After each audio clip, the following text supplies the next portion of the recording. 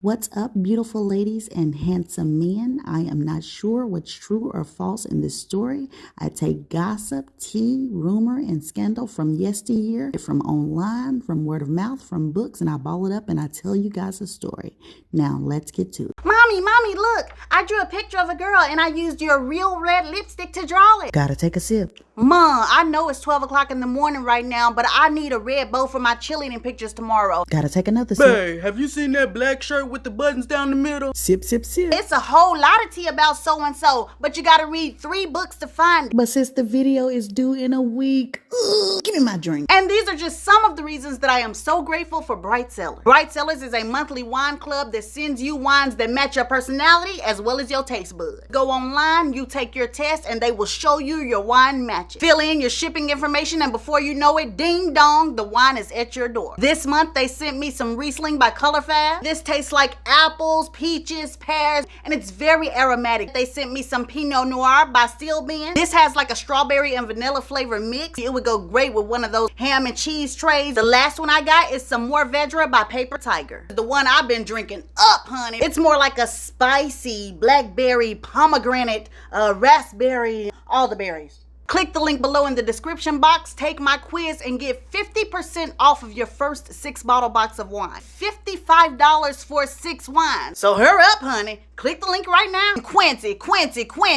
Baby, I know you better not start acting funny after all that stuff that happened in 2018. Doggone it. But on a serious tip, I was actually surprised to find this man is my spirit animal. Me and Quincy Jones think and function a whole lot alike, and that was weird to me because I didn't know anything about Quincy Jones before I did this research. But even though you my spirit animal, Quincy, all is fair on the Says So channel. So let's delve into some of the tea, gossip, and rumor surrounding the musical genius, honey, Quincy Jones. Let's get to it. Quincy Delight Jones Jr. was born on the south side of Chicago, Illinois, March 14th, 1933. His mother's name was Sarah Frances Jones, a bank officer, and his father's name was Quincy Delight Jones Sr., a semi-professional baseball player as well as a carpenter. Outside of Quincy, Sarah and Quincy Sr. had another son named Lloyd. He was the younger brother of Quincy Jones, and he passed away of cancer in 1998. Now, Quincy and his brother Lloyd had a troubled childhood because one day Quincy, Lloyd, and their father came home and they heard their mother Sarah upstairs singing at the top of her lungs, and on their way up they heard a crash come from upstairs. So now they are taking off running. Well, when they get upstairs, they see Sarah standing in front of a broken window. She's holding her Bible and she is singing out into the streets, like just yelling at the top of her lungs. Well, next thing you know, Quincy and Lloyd are sitting on the stairs crying because their mother has flown past them, child, got the Bible now holding it like a football, and she running around the house like a doggone quarterback trying to escape from the men in white coats who have come to the house to pick her up because it's found that Quincy's mother has schizophrenia. Their mother is indeed institutionalized, and this was said to have affected Quincy Jones for the rest of his life because he basically went through life without a motherly love, like without a mother's affection. Now, his father did love them, but he was just like most of the fathers of their time. You know, they felt like love was keeping a roof over your doggone head and food on your doggone table. So they weren't really hands-on. So Quincy and his brother Lloyd, they missed that affection. Now, their father did try to help out with this, and he sent both of the boys down to Louisville to live with their grandmother. And their grandmother did show the boys love and affection, but the boys still missed their father. And also, you know, their grandmother was poor just like they had been, even poorer, because see, now Quincy and Lloyd found themselves rushing outside to the river to bring home the biggest rat to eat. But even outside the fact that they had to eat rats because they were very poor, the main thing that bothered both boys was that they missed their father. Not only that, they missed their mother. They basically just missed their family unit. Now, after a few years, Quincy's father came back to get his 2 boys, and the boys started living with their father. Well, their father noticed that even though the boys were back with him, they still missed their mother. And so their father felt like it would be a good idea to set up a date where the boys and he could go visit Sarah in the institution. One day they all piled in the car. They go to the institution. When they get in there, Quincy and Lloyd eyes are this big because folks running around, you know, hollering and all that kind of stuff. But eventually they make it to their mother Sarah's room. And so per gossip, Sarah turns around and she sees her sons and a big smile goes across her face. And then Quincy Sr. says, "Sarah, say hello to the boys." Well, I don't know what this phrase meant or what went on, honey, but they say instantly, Sarah started snapping at Quincy Sr. and she was like, it's your fault. You took my boys from me. You ruined this family. But Quincy Sr. didn't get mad. He didn't act out or anything. He calmly said, Sarah, calm down and say hello to the boys. But Sarah kept popping off at the mouth. So the folks say that Quincy Sr. was like, Sarah, hush your mouth and calm down. Say hello to your son. Baby, them folks say Sarah shut up real quick and she basically started staring at them. Then she squats down like this with her knees bent. She takes her hand and she puts it behind her back. Now Quincy and his brother Lloyd probably thought their mama was finna do a magic trick or something like that. But baby, let me tell you, wasn't no magic to be found, honey. Sarah took that hand from behind her back, said it was all kind of doo-doo boo-boo and everything in that woman doggone hand. Then she did this.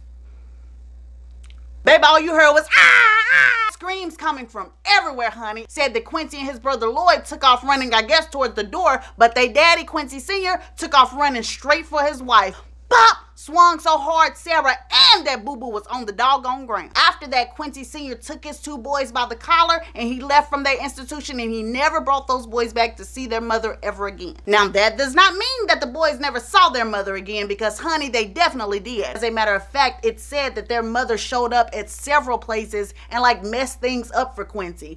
Said that one time he was playing on a stage and his mama showed up out of nowhere, honey, walked up on the stage and dressed him down, was like, why you playing the devil's music? And the audience could not believe that this lady was doing this until she was ushered off of the stage. And she did things like this a lot, just basically showing up wherever he was and, trying to ruin the whole show. But to get back to the main story, after this episode, Quincy and his father and his brother lived alone for a while, and then their father ended up getting remarried to a woman named Elvira. Now, per gossip, Elvira had her own set of children that she brought into the marriage. Baby, the folks said that she made sure her children were fed, cleaned, bathed, had nice clothes, while at the same time Lloyd and Quincy were starving, dirty, had holes in their clothes.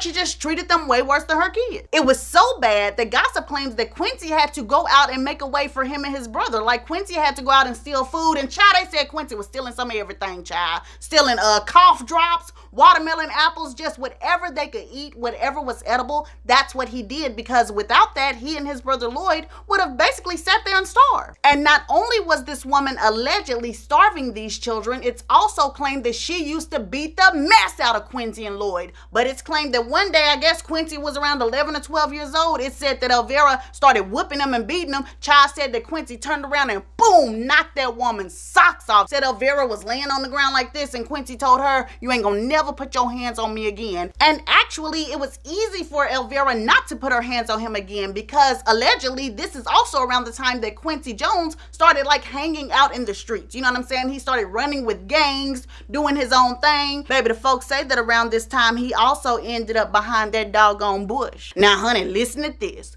The folks say that Quincy Jones was around 11 or 12 years old, like I just told you, and this 15-year-old girl saw him walking down the street and she was like, hey, Quincy, come here. I got something I want to show you behind this bush. Said Quincy was like, girl, what you want to show me behind that bush? What's back there? Shh, don't say nothing. You talking too loud. Just come behind this bush. I want to show you something. Honey said Quincy got to walking behind that bush. Next thing you know, Quincy's hips was rotating every which kind of way, child. Said that 15-year-old girl laid the smack down on Quincy Jones. But here's the thing. Not only was Quincy discovering gangs and stealing and girls and all this kind of stuff, he also discovered music. And more than that, he discovered that he had a love for music. Now, the folks say that he started off on the actual piano, but then over time, he started learning how to play the trumpet. So since Quincy was now kind of on the music scene and hanging out with all of these musicians and stuff, it was only natural that when he turned 15 years old, he ended up meeting a 16-year-old boy who had come to town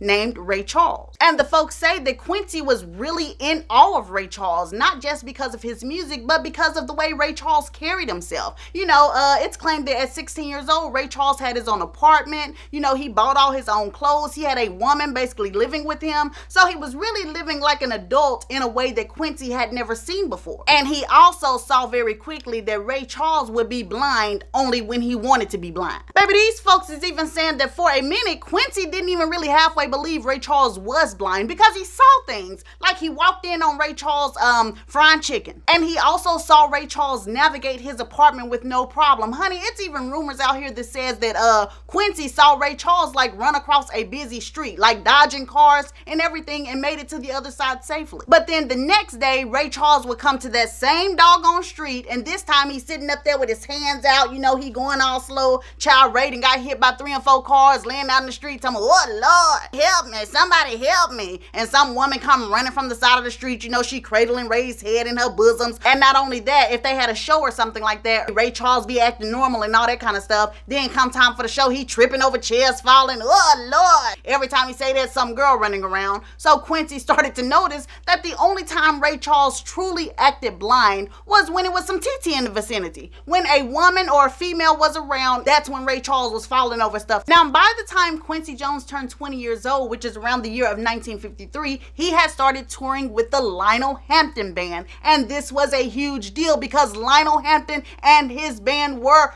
tough, baby. And if you don't believe me, go click on the link in the description and listen to the song Flying Home. I put it under the Malcolm X link because if you guys watch the movie, you know when Malcolm X had that Lindy Hop dance scene, that is the song that they were dancing to, Flying Home, by Lionel Hampton and his band. So the man was something else. And Quincy was fortunate enough to be a part of that band. As a matter of fact, up under the Malcolm X link, I'll put a little clip of Quincy while he was with the Lionel Hampton band. He's back there with his little trumpet, and it's just amazing to see. So anyways, another good thing about this time period is that Quincy took this time to perfect his compositions. You know, he started composing a lot more music, but Quincy is not making superstar money. People used to gyp Quincy all day and all night. Like some people would ask him to write music for them, but then they either wouldn't pay him at all after promising to pay him, or if they did, they would pay him peanuts. And then listen to this, y'all. Not only was Quincy doggone tail getting gypped, his wife started getting gypped too, child. In 1957, he ended up getting married to a girl named Jerry Caldwell who went to school with him. Now, this, of course, was an interracial marriage, and when they were trying to find a place to live, nobody would rent to Jerry and Quincy. So,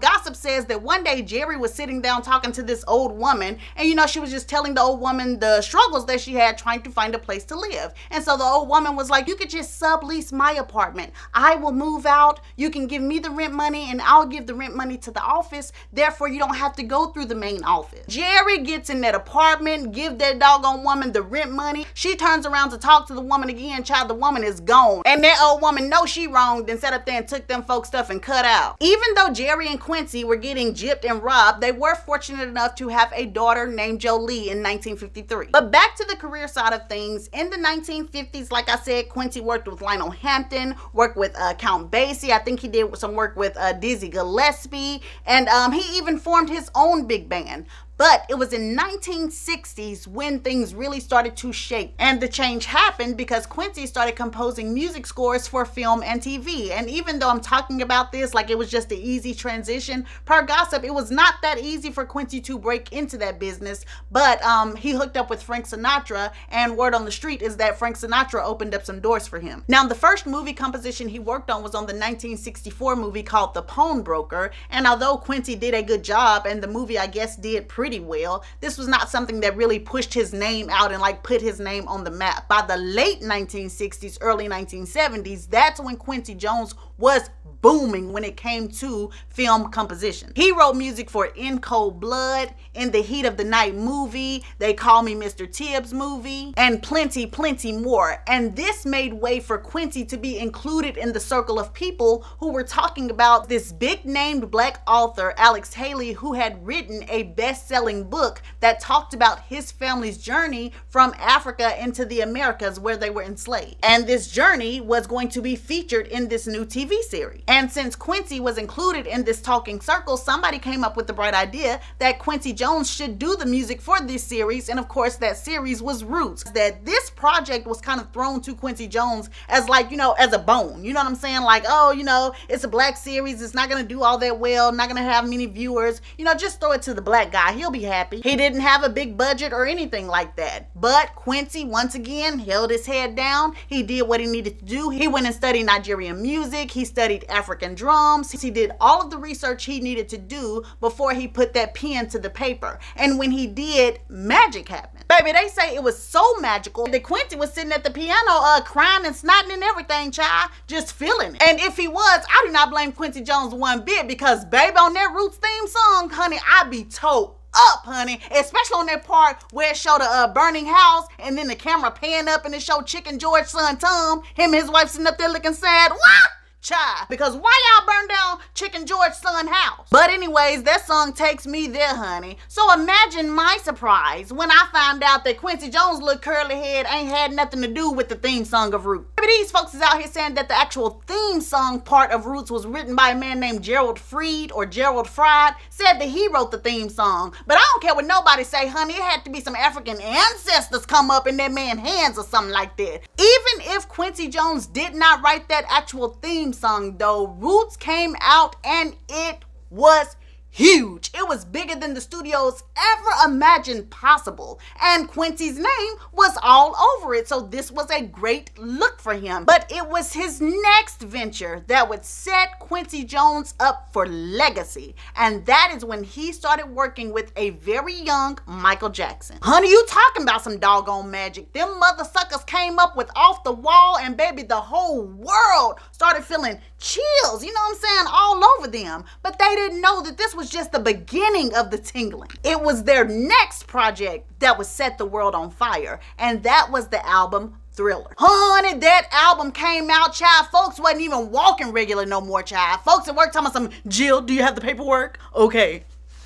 All you saw was moonwalking everywhere, shiny gloves, shiny jackets, zippers and stuff everywhere. Took the world by storm. And now there certainly was no doubt, no question about it, honey. Mr. Quincy Jones was that man. And now y'all know what time it is, honey. It's time to get to the twisted, spicy tea. Let's get to it. Now, this first story ain't really scandalous, but y'all remember when I did the Stevie Wonder video and I said that it was alleged that Stevie Wonder was like a bad little crazy little child? Well, I guess Quincy Jones was like this too, because there is a story out there that says that while he and his brother were younger, they were at a babysitter's house and the brother ended up getting in trouble. So the babysitter started whooping the brother, right? Well, in the midst of it, she feels a sharp pain shoot up through her leg. She looks down, Quincy is down there biting that woman's ankles, child, and as much as she tried to get away, he just holding on, gnawing onto her ankle like a possum or something. And see, I already told y'all that when Quincy was around 11 or 12 years old, that was the first time that he did the do. Well, baby, after this first time, that boy went on a rampage, honey, especially when he was like 14, 15 years old. Baby, he was knocking them all down. And it might be some little teenage girls watching this video right now, looking at Quincy's little teenage picture, being like, ooh, girl, he cute. Baby, let me tell you something. Don't even waste your time, because that boy would not have been looking at y'all. They said Quincy liked his women between 35 and 45 years old, baby. And the sad thing about it, said them women was lifting up the dresses right quick and fast. As a matter of fact, there is a story out there that details Quincy Jones being like 15 years old and messing with a 35-year-old woman. Now, the folks say that Quincy was touring with a man named Bumps Blackwell, and they were playing at some sort of high school dance or something like that. And of course, all of the high school girls are looking at Quincy. They all want him. Well, while that's going on, this 35-year-old woman walked up to Quincy backstage and was like, hey, little boy, I bet you scared of what I got to show you, ain't you? Said Quincy was sitting up there talking about some, I bet I ain't scared. Said she took Quincy's hand and she led him outside to the parking lot. And then they come up on a car that Quincy recognizes as his boss's car, Bumps Blackwell, which clearly meant this was Bumps Blackwell's girl. You think that stopped Quincy? Child, Quincy was in the back of that doggone car so fast, fogged up windows and everything. And the folks say that Quincy said that the woman had done so much to him that at the end of it, he was in a coma, baby, knocked out sleep. And I don't know exactly what happened after this, but I imagine that after the dance was over, that Bumps and that same woman ended up walking back to this car. And if they did, that woman probably act like she didn't even know who Quincy was. Talking about some, little boy, you need to get up. You can't be sleeping in folks' cars, sitting up there knowing that you the one put them to sleep. Now, remember, I told y'all that in the 1950s, Quincy Jones kept getting gypped by everybody? Well, the folks say that Charlie Bird Parker was one of them folks that gypped Quincy too. Charlie Bird Parker is like a jazz legend, a jazz great, right? Well, gossip claims that in the early 1950s, when Quincy was touring with the Lionel Hampton band, he ended up going to New York for the first time. And when he went to New York, they took him to a club that had everybody in there. Billie Holiday, Charlie Bird Parker, like all of the superstars were in this club. Well, Quincy was beside himself to see all of these famous, magnificent people, and he spotted Bird sitting by the bar. And Bird is just real chilled and relaxed, you know what I'm saying? He's just smoking his cigarette, drinking his liquor, and Quincy walked up to him, and Bird is like, you know, what's coolin', young blood? And of course, Quincy is like, nothing, Mr. Parker. I just came up to you to tell you, man, you sure can blow on that sax. Oh, for real, young blood? Cool, come outside and rap with me for a minute. So they're standing outside on the sidewalk talking about music and everything else when suddenly Bird says, you smoke that reefer, young blood? You be smoking? Yeah, sometimes. Cool. Ain't nothing wrong with a young blood. You got some money on you right now? Yeah, I got some money. I got like $17. Good, I'm just making sure you can pay your own way. Hey, let's go hop in this taxi and go get us some. So per gossip, Quincy, Bird, and like 2 other fellows hop in this taxi, and the taxi takes them to like a brownstone apartment complex. They get out of the taxi and Bird tells them, hey, y'all give me all y'all money because I know these folks, so I'm gonna go upstairs and cop, and I'll bring everything back down here. Everybody hands over their money to Bird, and he disappears into the brownstone upstairs. So about 10-15 minutes pass by and no Bird. So one of the guys that was standing with Quincy was like, hey, I'm about to go upstairs and see what's going on. I'll be right back. Another 10-15 minutes go by, and the second guy who was outside with Quincy is like, you know, man, these 2 fools run their mouth too much. I knew this was gonna happen. Hey, Q, you stay right there. And then he disappears into the brownstone. Another 20 minutes goes by, and Quincy is like, hey, young blood, I'll be right back. I'm about to go. And then he realizes that he's young blood, and he also realizes that he's not gonna see his money or Bird ever again. And gossip claims Quincy was just walking, his little knees rubbing together, said he started to cry, and then it started to rain on his curly head. Per gossip, this was another reason that people gypped Quincy like that, because he was little. You know what I'm saying? He was like a short little guy with a big head and a little body, and so, you know, people just looked at him like an easy target. Another person that gypped him was a jazz musician named Howard McGee. The folks say that Quincy was still in New York City and he needed a place to sleep for the night, and so Howard McGee was like, hey, Q, don't worry about it. You can come back and sleep in my apartment for the night. And so that's what Quincy did.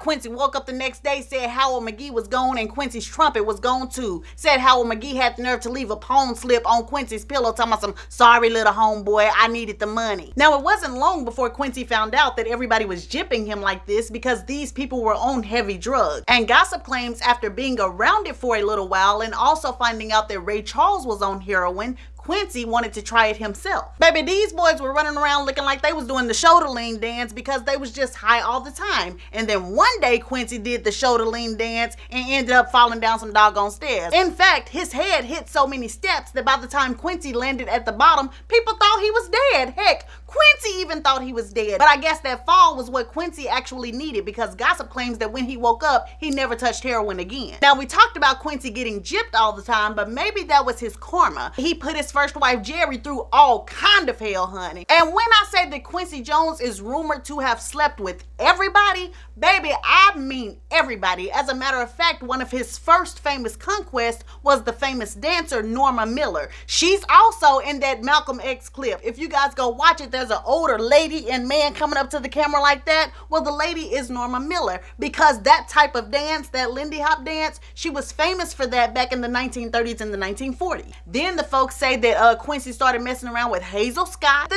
next woman he dated was the absolutely gorgeous Marpessa Dawn. In fact, per gossip, Quincy was dating Marpessa Dawn when she starred in the movie Black Orphy. Now, it is alleged that Quincy actually really did love Marpessa Dawn, but even if he did love her, he didn't love her enough for her to be his only side chick, because listen at this. Marpessa called Quincy one day while he was over in Europe and was like, hey baby, you want to go to dinner tonight? And Quincy was like, no, you know, I got too much work to do. I'm just too busy. And so Marpessa was like, okay, well, that's cool. So baby, why come later on that day, Quincy Jones is sitting down at a restaurant eating with another woman. Honey, they say Marpessa Dawn walked through that doggone door, said she didn't even look at Quincy Jones. You know why? Because she had another man on her arm. And I guess Quincy Jones was sitting at the table crying with his knees rubbing together again. Marpessa Dawn was like, I don't care about not one of them tears. Don't do me, sir. If you gonna cheat on me, I'ma cheat on you back. Now, the old Hollywood street says that Quincy Jones also dated Juliet Greco, and this was a big problem because Juliet Greco was rumored to have been dating Miles Davis at this same time. I said Miles Davis was ready to knock Quincy Jones's block off for dating his woman. But guess what? The folks said Quincy Jones didn't care. Honey said Quincy was like, baby, I don't give a doggone. I'll date another one of your women. Because guess what? The folks say that when Miles Davis went and got with a woman named Frances Taylor, who later became his wife, Frances Davis, that Quincy Jones was seeing her too. Baby said Miles Davis was furious when he found out, said that he was so mad that he made Frances take off all of her clothes and then he locked her outside of their house in the winter cold. Baby Frances sitting out there booty just trembling in the snow. Now this next thing has already been mentioned in the Dinah Washington video, and if you guys have not seen my video on her,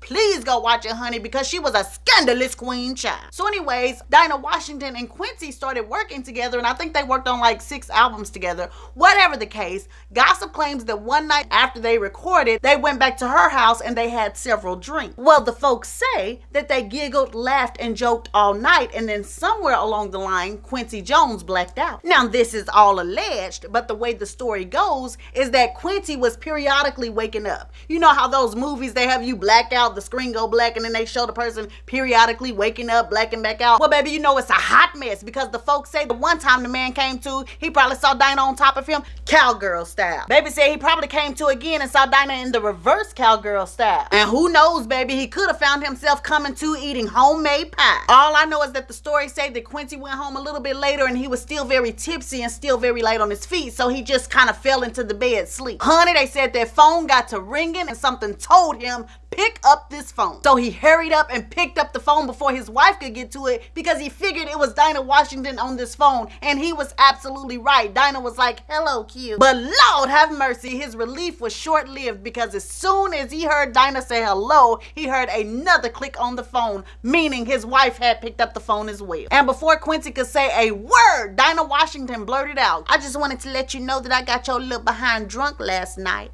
and we did the doogie, not once, not twice. We did the doogie 3 times. Child said next thing Quincy heard was a click and his heart dropped to his stomach because he knew that his wife had heard everything she needed to hear, and he also knew that she was on her way to the bedroom to bust him all upside his head. But do you think Quincy learned his lesson? Do you think that stopped anything? Baby, the answer is no. Because allegedly there is this other story about Quincy messing around with some woman named Jasmine. Said that they were in a hotel room and his wife Jerry showed up, and so she's banging on the door like, you know, I know you in there with some hoe, open up the doggone door. So Quincy puts Jasmine in a closet and Jerry comes in and she's like, Renee, come on out here. I know you messing with my man Renee. So Jasmine comes out of the closet like, B, who is Renee? Quincy, who you messing with named Renee? So it was just a big mess. So it's sometime around 1964, and per gossip, Jerry is finished with Quincy. You know, she's tired of all his cheating, and so she tells him, Quincy, I want you out of my life. And so Quincy is like, no, Jerry, I want you. I want our daughter. You know, I want our family. And Jerry is like, no, I want you out of this house. Leave me alone. So Quincy did leave, and he went to stay at some friend's apartment. Well, sometime during the night, Jerry shows up at this apartment, and she knocks on the door, and she's like, hey, Quincy, it's me, Jerry. You know, I just want to see how much you miss me. Want to see how sad you are since you're spending your first night without your family. And so Quincy opens the door trying to look all sad and defeated. And so immediately Jerry is like, oh, so you miss your family, huh? That's why you crying and looking sad? Yeah. So you love me and our daughter Jolie, right? You ain't trying to hurt us anymore? It's just, I miss y'all so much, Jerry. And so per gossip, Jerry starts to walk all around the apartment. Says she stopped dead in front of a big wardrobe dresser and was like, come on out, sweetheart. I know you in there, because every ever since you've been working with Quincy, I've been knowing y'all been messing around. Honey, they said Frida Payne walked out that doggone closet with her head held down with her heels in her hands and then ran on out the apartment. And Quincy probably ran on out right behind her because what was left to say? Wasn't nothing else left to say. So yes, Quincy Jones had messed around with Frida Payne as well. Now the folks say that once Jerry saw this, that there was just nothing left for her and Quincy. She knew that he was never gonna get right. So per gossip, they got divorced in 1966, and also per gossip, Quincy started doing some very smutty things. Honey, it's alleged that he slept with over half of the Playboy bunnies at the Playboy Bunny Mansion, that he participated in very wild group sex and did all kind of drugs known to man. And then it's alleged that his behavior got even worse when he started hanging out with Frank Sinatra, because see, that was a whole new level of money and a whole new level of just craziness, you know, wild living. As a matter of fact, the folks say that sometime around 1960, 1961, Marilyn Monroe was sitting up there undressing him for the taking. But baby said when Marilyn was undressing herself, Quincy sat up and said that he didn't want no parts of that Kit Kat bar because he said her breasts looked like low-hanging pears.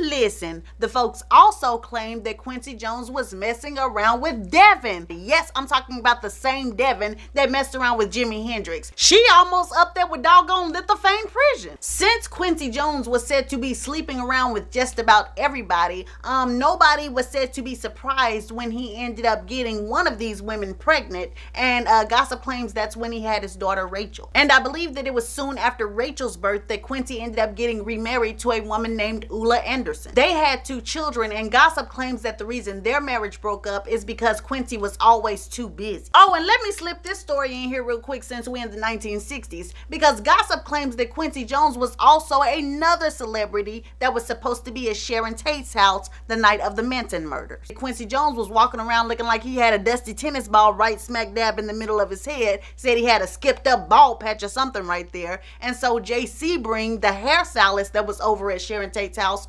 told Quincy, hey, I got some mixture that I whipped up that's gonna help you have hair growth right at that bald patch. And so Quincy was supposed to go over that night to get that hair mixture, but he didn't. But back to the main story, once Quincy divorced Ulla, baby, he sat up there and stole Sammy Davis Jr. woman. Sammy Davis Jr. was dating a lady named Peggy Lipton, and they were on a boat party with like Sidney Poitier, and Quincy Jones was there as well. Well, baby, I guess Quincy got to doing that little smoldering look and squinting them hazel eyes, and Peggy got to looking over at Sammy Davis Jr. and he tried to squint his eyes, and whatever the case, whatever happened, Peggy Lipton chose Quincy Jones. They didn't get married until after their first daughter, Kadada, was born. And then after Kadada, they had another daughter named Rashida. So now we are getting into more of the recent tea. And I've already told you guys that Quincy was working with Michael Jackson, but gossip claims that Quincy has a lot to say about Michael Jackson now. He's always claiming how Michael Jackson stole beats, stole music, stole songs. And the folks say that this may be absolutely true, but they also say that Quincy already knew that Michael Jackson was stealing all of this stuff when he was working with Michael Jackson,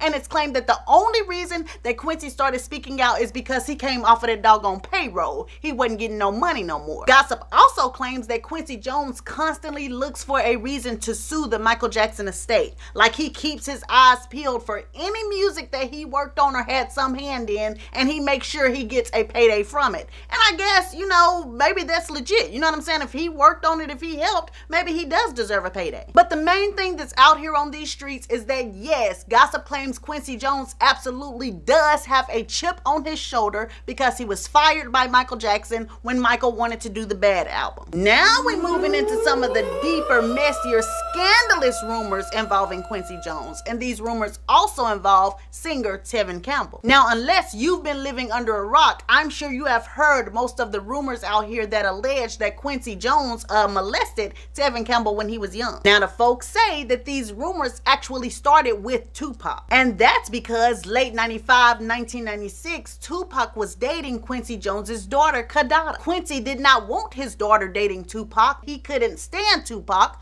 because earlier on, Tupac had done an interview, and he basically said that Quincy Jones just liked to F white women and have these screwed up kids. And you guys can like read more about that on your own time, but Tupac did indeed do an interview, and he spoke very harshly on Quincy Jones. Now, some rumors say that Tupac wanted to marry Kadada, and these rumors lead to one of the messiest rumors of all. Allegedly, Tupac and Quincy Jones sit down at some restaurant and they have a chat about this. After this chat, Quincy tells Tupac to come to his house later on. Tupac comes over to the house and Quincy says something to the effect of, "So you want to marry my daughter Kadada, huh?" And Tupac is like, "Yes, sir." And then Quincy says, "Well, come on, son. Come on in this room. Let's chat about it." Baby said as soon as the door shut, Quincy turned around with them doggone bedroom eyes. "Well, first you're gonna have to give it to me, Pac.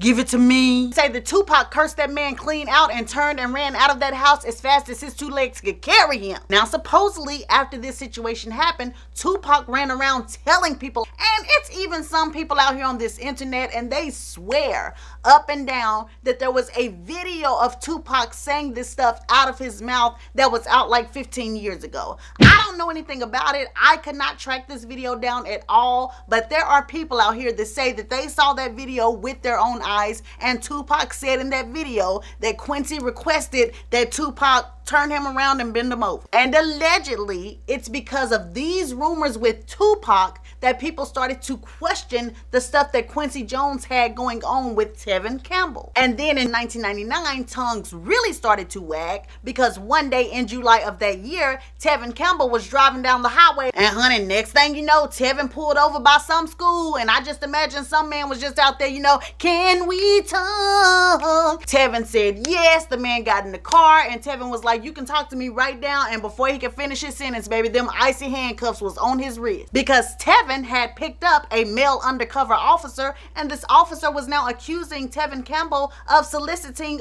prostitution. This set the gossip world on fire because they took this to mean that Tevin Campbell was a homosexual man. And so people, especially back at that time, were asking, how did this happen?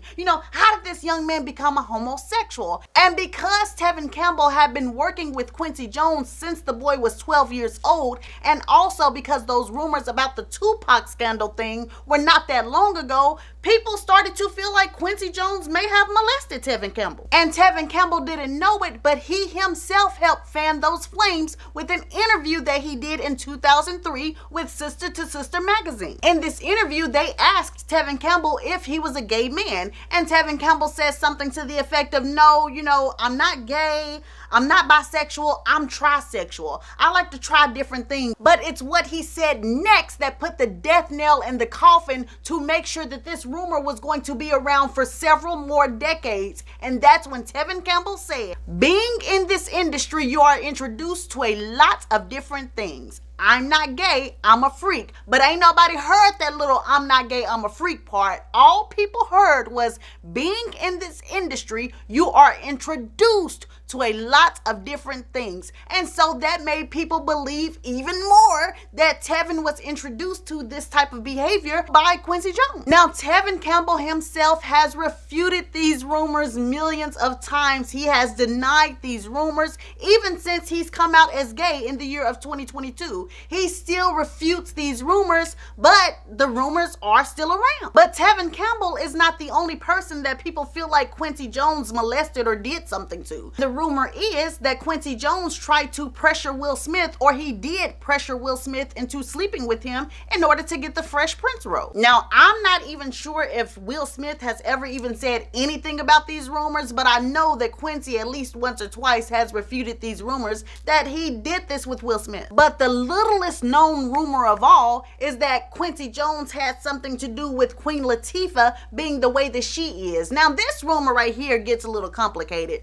because this rumor delves into something that I feel like is a conspiracy theory, but I don't know. You never know the truth. But there is this conspiracy theory out, or this rumor out, that Quincy Jones is like the gateway to some sex ring in Hollywood. Allegedly, Quincy Jones takes these stars that want to blow up into big time celebrities celebrities and he does some stuff with them and prostitutes them out. You know, I don't know exactly what they are saying this man does. I guess they're supposed to be passed around for the higher ups in the industry. And I really don't understand how this allegedly ties to Queen Latifah, but I guess what they're trying to say is Queen Latifah was made to do a lot of stuff, and you know, maybe that turned her from men and she just wanted women. You know, I don't know. And then there was some question about if Quincy Jones ever messed around with Dizzy Gillespie, but from my research it looks like the only reason this question came about is because of this picture of Quincy Jones and Dizzy Gillespie. But that don't mean nothing to me. That really just means that Quincy Jones is really touchy-feely, because look at these pictures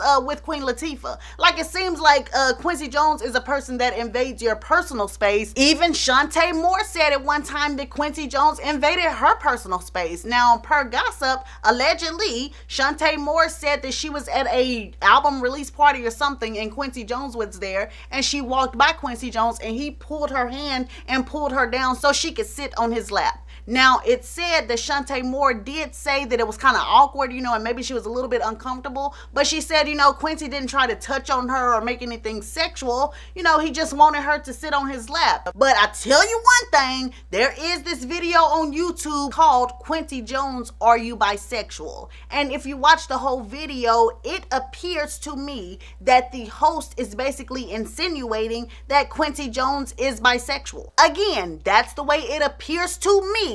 I'm not sure if that's what the host is trying to say or not, but to me, he is insinuating that when Quincy Jones was 74 years old, I think the host said, that Quincy Jones had some sort of affair with some male and, you know, took the male back to his hotel room, and then when they were done, the male got in the shower and that Quincy was standing on the side of the shower talking about, you got a beautiful voice, son. And I don't know if that's how Quincy was standing or if that's how he was saying it. But again, I will leave the link of that video down in the description and you can go make your decision or form your opinion off of that video yourself. And really, if Quincy Jones is gay, bisexual, unisexual, asexual, whatever, it really don't matter. I think the reason that people stay on Quincy Jones's case though is because of things like what happened in 2018. When he did that interview and he spilled everybody else's tea, I guess that's what made people like focus, like, you know, well, Quincy, tell him about your sexuality. Now, word on the street is that Quincy Jones was not lying in that interview, not one bit. Even on Michael Jackson, gossip claims that he was not lying in that interview,